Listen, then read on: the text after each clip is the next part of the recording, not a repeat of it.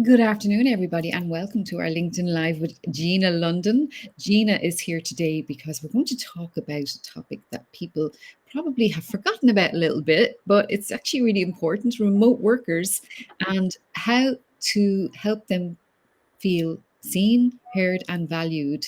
Gina London, welcome. Would you like to introduce yourself to my audience? Hi, great to see you, Sam. Thanks everyone for joining in. And, I have the privilege of supporting leaders, emerging talent, middle managers all over the world. Anyone who is committed to trying to increase and improve their positive, lasting impact through how they communicate, how they behave, how they show up, a holistic gamut of executive presence, which I think sometimes is misunderstood. And so I have a small company called Language of Leadership. I have a wonderful team. And through that organization, I speak, I train, I coach, and I do LinkedIn Lives like we're doing right now. So that is free of charge for anyone who's coming on board to say, how can I refresh myself on this topic in particular? Virtual, remote working engagement. So thanks so much, Sam. It's really, as always, great to be here with you and everyone else. Yeah, and I love some of the LinkedIn newsletters you've done recently. Well, we've done lives and then LinkedIn newsletters on the same topic. So we will be Right. doing a LinkedIn newsletter about this. But Yes. I love how the questions came in last week as well, and how you talk about the difficult conversations that people have to have, and how to. I've really enjoyed your videos lately, all these little tips about how to like lean in and look interested. All of those little tips, they're little snippets, but they're really, really important.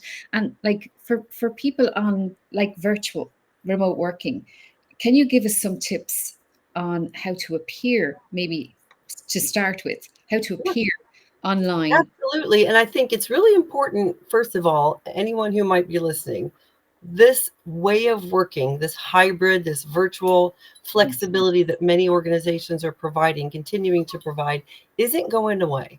Mm, So some people have kind of back in lockdown and gosh, 5 years ago already, people were really trying to power up how they would create their Zoom room, or they were trying to have virtual connections and virtual happy hours with their team and virtual coffees to try to keep engagement. Well, now it's kind of gotten back into business as usual when many companies haven't put frameworks or guidelines or best practices around. So it's a little bit catch as catch can for the organizations that I support. Some have them, some don't. Some have leaders that seem engaged through their virtual, some don't. So let's get back in alignment and remind people that you're still the presenter. You're still an opportunity to connect. And if you're just clicking on whatever platform you're on, and not taking more control, you run the risk of damaging your connection with your colleagues, not evoking the essence of who you want to be as a leader, because you're taking this stuff for granted, or you're forgetting that you have an opportunity here. And so that, first and foremost, I think is a reminder of the call to action here, the awareness reminder, and the responsibilities that come with that if you choose to accept it, that your connections can still be more engaging even in a virtual setting. So that's number one. Get your mind right that this is something you can take more control of. No pointing fingers if things have slid. I get it. But let's start at the very beginning. As you see right now, Sam and myself coming through to you, I have myself framed in the center. I've even gotten a little bit fancy, and I have these two lines coming in that kind of move the eye from the ceiling into where I am. I've got lighting that has me evenly lit, and I'm taking up as much of the frame as I can, because if I came on the mm. first shot that you saw, if you saw me and I was like this, how many times I still see that look, or the tilt of the camera in a weird angle like this, or like it sends a message immediately of engagement, trust, authority, or lack of it, simply by the way you frame and light your shot.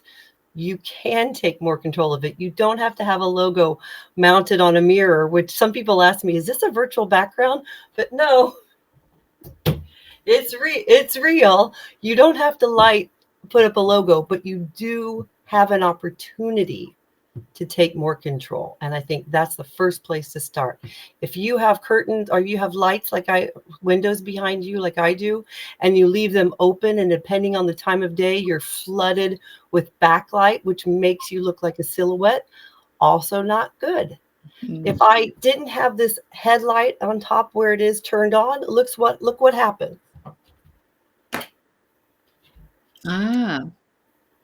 This isn't a connection. There's no authority here. So I choose to create the light that's more connecting. Ta-da! I mean, much better. Some people have bought little lamps. Some people have moved their, like if I had standing here the whole time, I have this little curtain rod coming out of my head. So I try to stand more in the center so it takes up more of the space. You think these things are small, but they instantly create an impression. And that's what we do when we're intentional communicators, is we don't overthink the details, but we do examine them and tick them off in a way we can control. So we right away create an impression of connection, value, trust. And that's exactly what you can do in a virtual setting. If you're not doing it, this is your reminder that you can and you should. Yes. So mind first, and then how you look in the camera, in the frame. Yes. And what would be, and why is this what has this, like, people might be thinking, what's that got to do with how can we ensure that remote workers feel valued and feel right? Well, because the way that you show up is sending a signal to the people on the other side of your screen that you respect yourself, that you respect them, that you value your opportunity to speak with them. And these are the things, again, intentional communications requires us to think intentionally and then to take action. So if you see someone else that comes through from your team, if they've chosen, first of all, put your camera on. That's the number one caveat. If you've got the bandwidth and you're not having some real difficult day, put that camera on. If you come into a meeting room with the bag on your head in person, who would do that? Likewise, if you're going to come into a meeting virtually, have that camera on so that you are in that virtual room with the other people. Secondly, why does that help remote workers? Because if we collegial too, not just the supervisor, if you have a call for 5 minutes with a colleague because you want to brainstorm about something, it's going to be more connecting if you're both looking at each other, even if it's through a camera lens, than if you just talk. The research is very, very clear. In person, always better. Remove the hurdles, remove the distractions, don't be on your phone, et cetera, et cetera. Secondly is virtual on camera. Third then would be simply audio. And then we get into writing and text and emails and that sort of thing. But so why is it important? It's important because this is another way that we can make purposeful, meaningful human connections, albeit with the screen or miles or distance between us. Okay. And so for people that do remote work, I'd love if you could comment, actually. Actually, we just got someone there. We got Deidre, how to keep people engaged in a virtual setup. So yes. This is a great question. And this is something that people often struggle with too, because they've gotten out of the importance of how virtual meetings work and how the human engagement in a virtual meeting is tougher and more challenging. We know it is, but what do we do? So first of all, here's a quick research. Back when COVID was starting and lockdowns were starting and the research was beginning to come in, there was some research that was showing that the fatigue rate of people online, especially back-to-back meetings online, is about 4 times that of in person, which means you've got an hour-long meeting. It feels like a 4-hour meeting for the participants. So what does that mean for us to do? First of all, make shorter meetings. Don't have a 2-hour session without breaks. Don't have a half-hour update if a 15-minute update will do. Then next is make it engaging. If you, no webinar that I do, and I do a lot of virtual instructor-led training programs, no virtual program that I do is simply me monologuing to screens, because nobody is going to be listening. They might have clicked on, but they probably don't have their camera on, and they're going off and making a cup of tea, and they're just getting a box ticked by their leadership and development coordinator that says they were attending, but they weren't really attending. Same thing for you. If you have an weekly update and you're the manager or you're a colleague, and you're not saying, hey, before we start, I'd like everybody's cameras on. And secondly, I like to go around the virtual room, assuming that you've got maybe 15 to 30 people and you don't have 300. But a virtual connection before the content can make a big difference right away to tell people, hey, this is going to be an engaging, interactive session. So I, last week, was in Saudi Arabia by link to a team in NEOM, one of the biggest development projects in the world. And there were about 20 people in a room seated at tables. So they actually weren't all on their little screens. It made it very difficult to try to connect to those people. But the first thing I did is I made sure that there was a person with a roving mic. And I said, before we start, I want Becky, the woman who with the mic, I said, go around. We're going to go to every person. And I want you to just give me your first name and one word about resilience, because that was what we were talking about. So quickly, that little icebreaker becomes an engager. So for example, you're doing an update. Before you start with your team, you say, before we get underway, I'm going to go around the virtual room and one word about what you're thinking right now, or one word about a deal you're happy, or what something.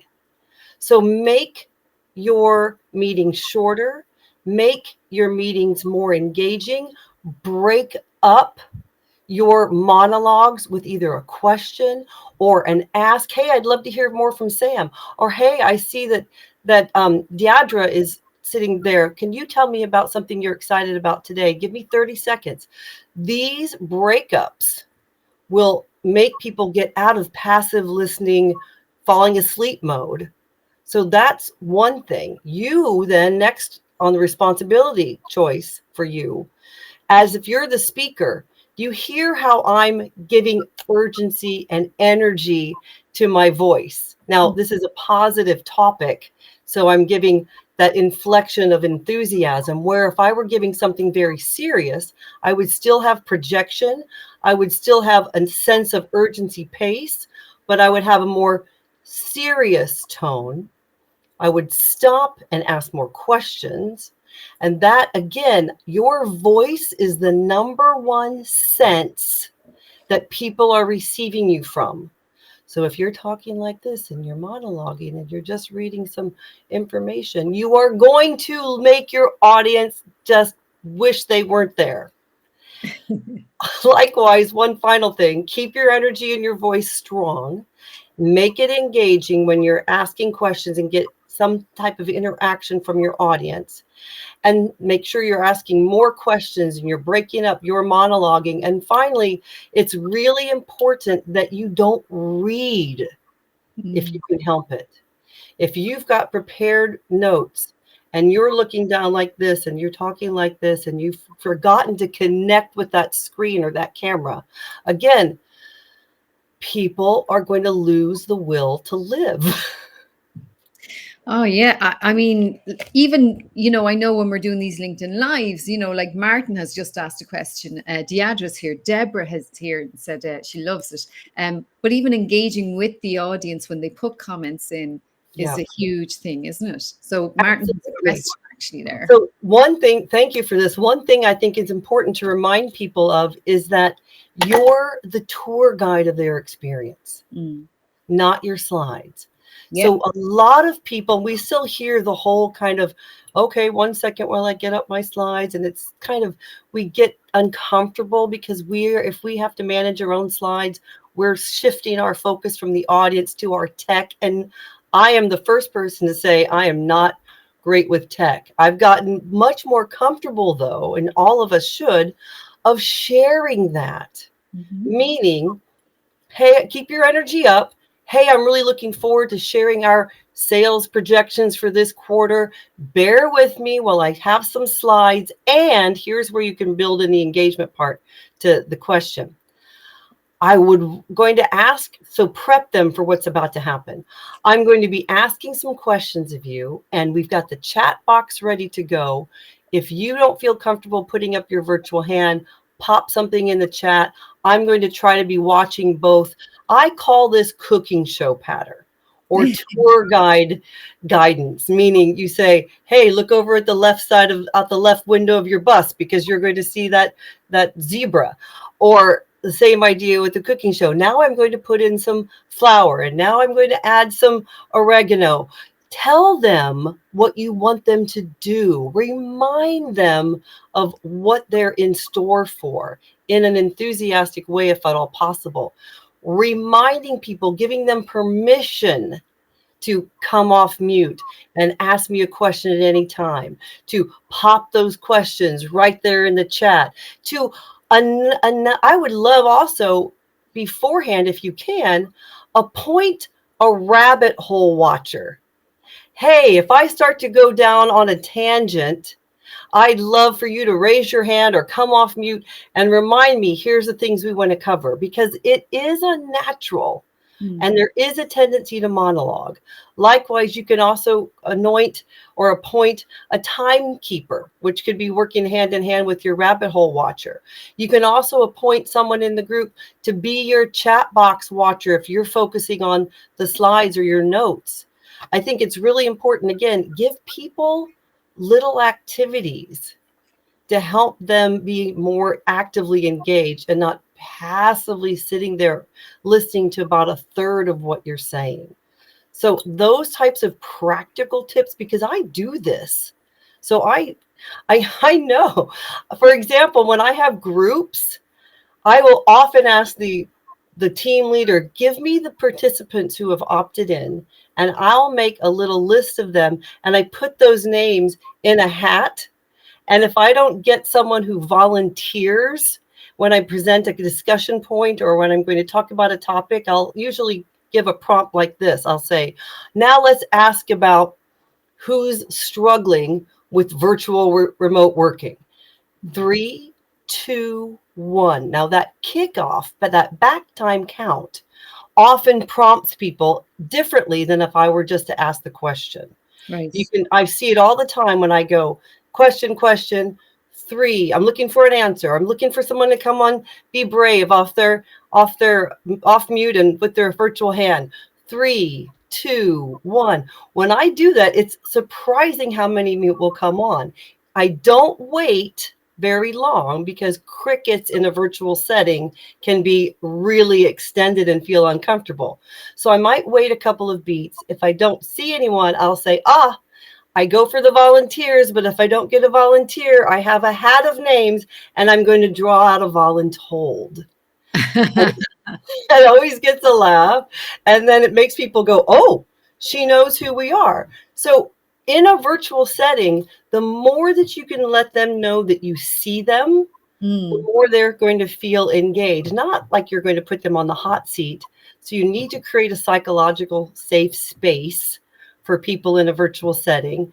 And I really believe, as I said before, your setup for how this meeting is going to go with your good morning, your shot, your energy, your quick and enthusiastic description about what they're to receive changes the dynamic from an otherwise perfunctory, another virtual meeting in a series of meetings all day long that you're really just trying to wake them up with their energy so that they are grateful that they tuned in.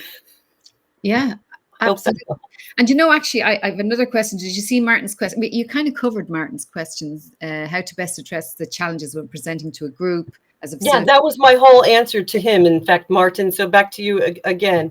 Okay. Remember that they're tiny. So one thing when you're on slides, if you've got a breakout room or if you've got a quick poll, come off slides. I encourage people to get comfortable. If you're just reduced to a tiny slide and then I present all the time and I can't see my audience anymore, if I have my chat watcher say, oh, Gina, there's a question and it's a pretty decent question I can't answer quickly, then I'll go, oh, that's great. Let me come off slides and let me see everyone while we talk about this. Then I might even break it open to a little discussion. So your ability to be flexible and reading the virtual room with some tricks ready to go, like I mentioned, having people that can volunteer or be voluntold if you've got their names, or just call them. You don't have to have them randomly in the hat, although I do find that's a good one to help people who aren't normally the ones that are going to chime in, give a space to be talked to. But these techniques really are, your strategy is to keep people engaged. So your tactics are, what are the techniques to do that? And these are some of the ones that I've used to great success.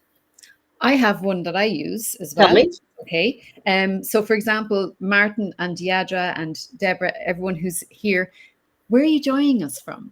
Put it in the comments, because I think it would be really good for the people in the room also that are watching now to connect with each other. So perfect.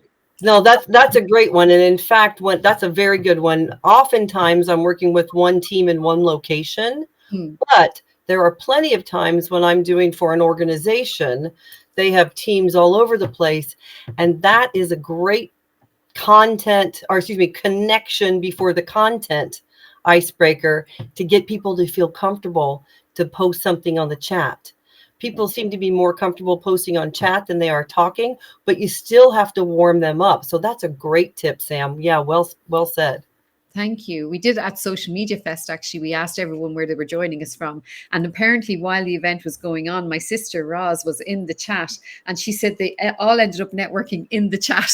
Back over here. Yeah, exactly. No, but that's great, though. I mean, what you're hoping for is people are engaging.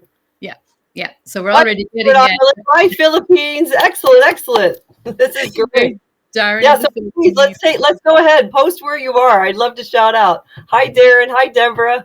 Yeah, I have to put my glasses on to actually be able to read the little names. Hi, Martin. Yay, Westmeath. Well, thank you so much. I'm here in Dublin. I'm American. If you haven't gotten to know me yet, I'm an American, but I have the last name of London, and I live full time in Ireland. So it's great to be seeing different people. Hey, Mumbai. Yay.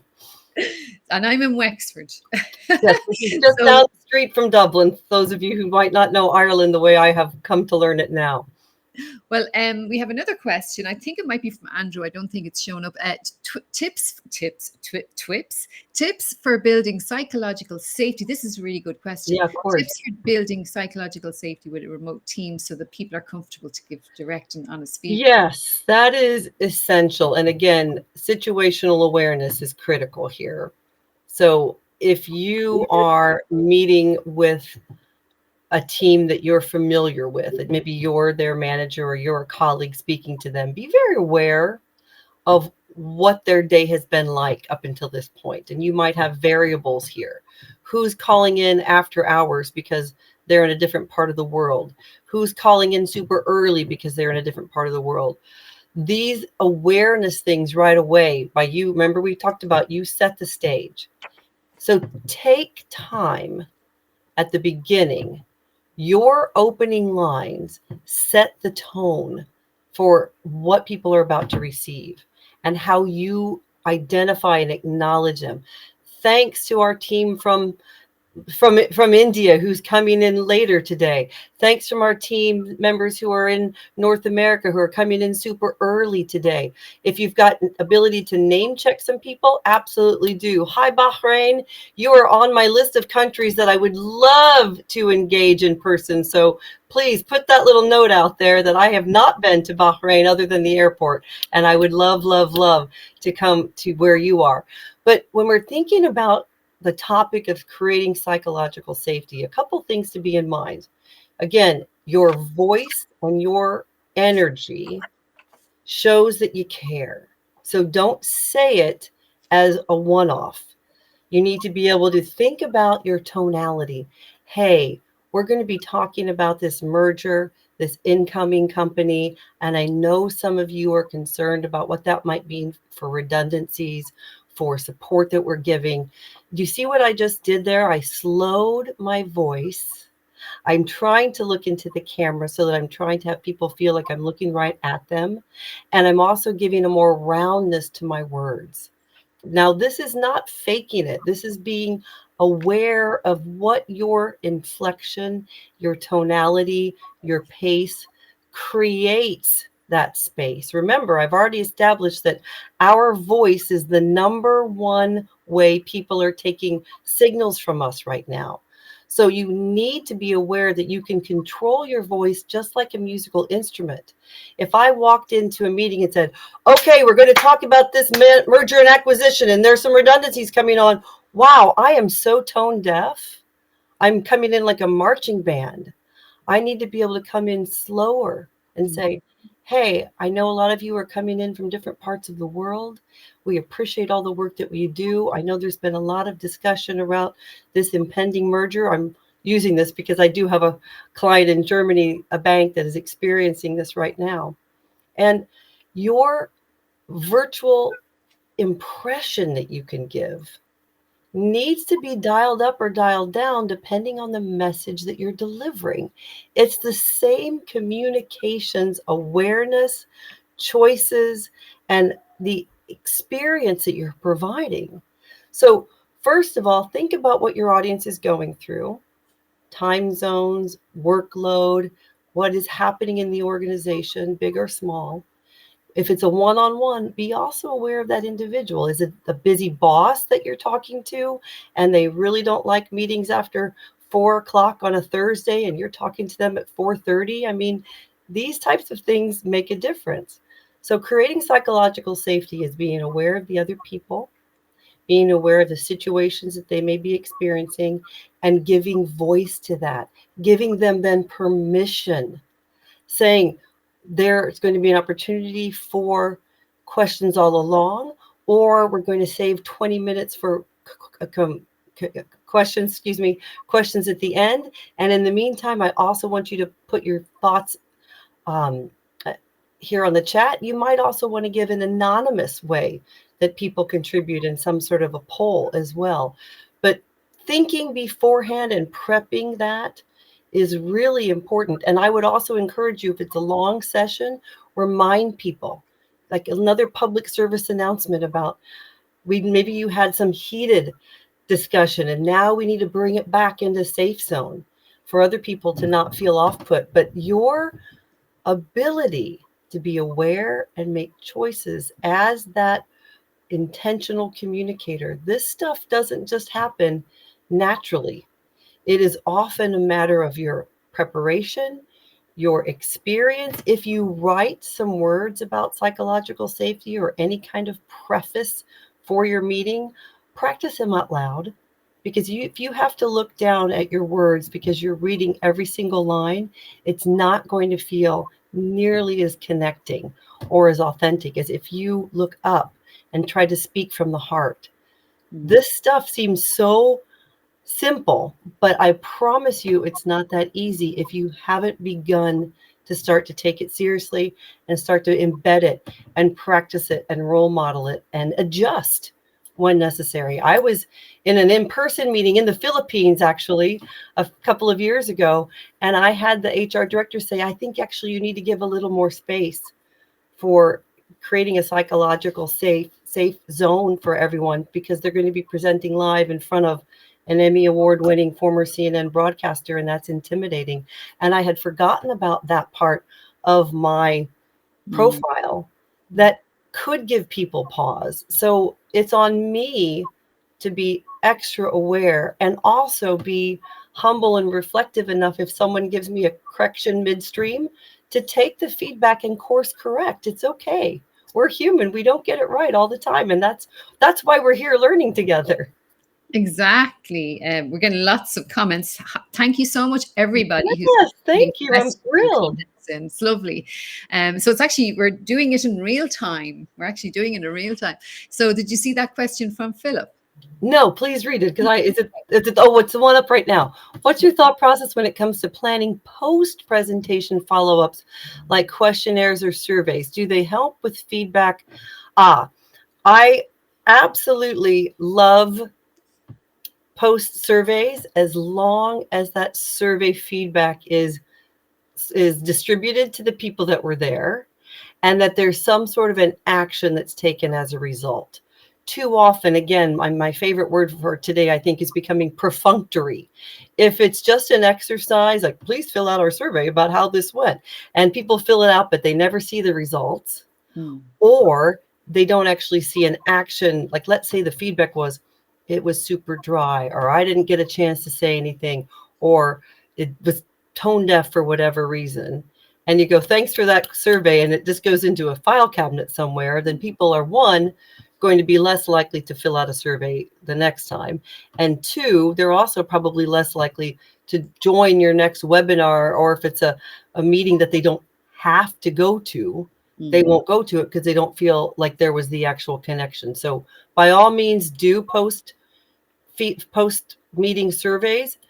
If you also let them know when you're doing it, we're going to take that feedback and we're going to put it out in our internal communications channel, or we're going to share it in some way, or we're going to have another follow-up session as a result of it. So yes, make sure there's awareness of what you're going to do with it and sequencing and managing their expectations around it. But I love, if you're going to seek engagement and you get engagement, let them know that you heard them and you're going to do something with what they said. Yeah, actually, we're going tight on time here, so this Oh, is great. This this is is great. I have a little question, technical one. What application do you use for live? What application? Right. I'll give What that to you, Sam, because you're our technical, you're our control room support here. what application do you use for LinkedIn Live? Yeah, we actually use Restream. So if you are interested in Restream, there's also other ones. There's StreamYard. So it's all a case of finding the one that you prefer. And And by the way, if I could, folks, for a second, I want to give a little bit of a shout out to Sam, because Sam actually helps leaders, individuals, business people all around the world who are wanting to do live media, to want to improve the connections with others through technology and social media and whatnot. So I couldn't ask for a better host or support or thought leader, creative thinker when it comes to doing these things. And I mean this sincerely. She didn't ask me to do this, by the way. no. So please link in with her if you haven't already. Ask her to have a little discussion with you about where you'd like to go. I know lots of leaders globally who are being required or asked or encouraged to take a more transparent, video approachable presence. And LinkedIn's are a great way to start that. It's also a great way, in a lower stakes maybe than in front of your board, to learn how to feel comfortable on camera and share about your things at your experiences and your company or your team in a thought leader type of way. So please reach out to Sam, because not only can she tell you the platform that's going to be best for your needs, she can actually help facilitate for you if you'd like. Well, thank you very much, Gina, for that. I'll be sure to clip that bit there. Put it out later And on. and it's Restream. Will you let Mahmoud know it's Yeah, it's yeah, capital RE stream. yeah, Restream. Yeah, Restream. Thank you so much. And actually, there was another comment from Kate. Great point about the voice. So she said, great congruence of voice and message is so important. So thank you for that, Kate. So Absolutely, Kate. I'll just really reinforce this. Your voice is your instrument of connection.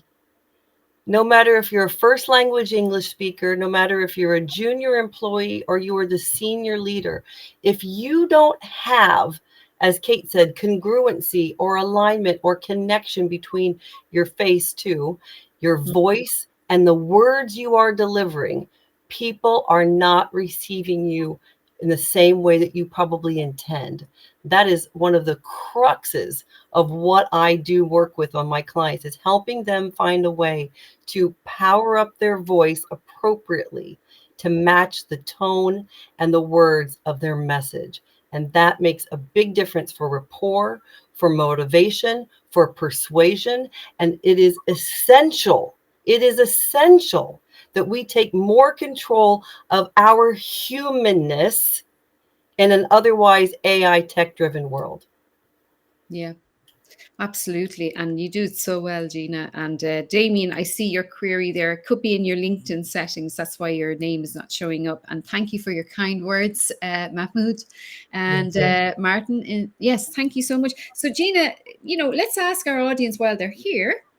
Is there any topic that you'd like Gina to cover in our next LinkedIn Lives? We do these once a month. So if there's any topic that you would like to hear Gina cover, is there any other way that people can connect with you, Gina, and if they want to work with you? Yes. First of all, yes, we'd love your input because we want these to be relevant and practical to whomever, wherever. If you have a follow-up question, please connect with me on LinkedIn. I'm very active here. Wherever you get your social media, you can find me over on Instagram and TikTok as well. But also, as you see going on the ticker below us, GinaLondon.com. If you write to me on my website, it actually goes right into my inbox. Other team members can see it, but it goes right to me. So please, I would love if you're a leader, and every one of you is a leader because you are at least leading yourself, and you'd like to have more impact and take more control of how you connect and communicate with others. If you have a team that you would like to help support in any facet of leadership communications, and everything is communications, please, if you'd like a lunch and learn event like this or on another topic, I speak, I train, I coach, and I would love to help you wherever you are. We're talking about the power of virtual connections. I'd love to come in person, but I certainly do a lot of these to great impact, I must say. Absolutely. So thank you so much, Gina, for your time. And if anyone is in the comments and you want to connect, please do. And yeah, we'll see you next month for our next one. So thank you so much. Thank you Thanks, so much. Have a everybody. great rest of your day wherever you are, from the Philippines to India to Westmeath, Ireland. And we'll have all of the highlights and a summary of the event actually in Gina's next LinkedIn newsletter. So do subscribe as well. Okay, thanks, folks. Bye.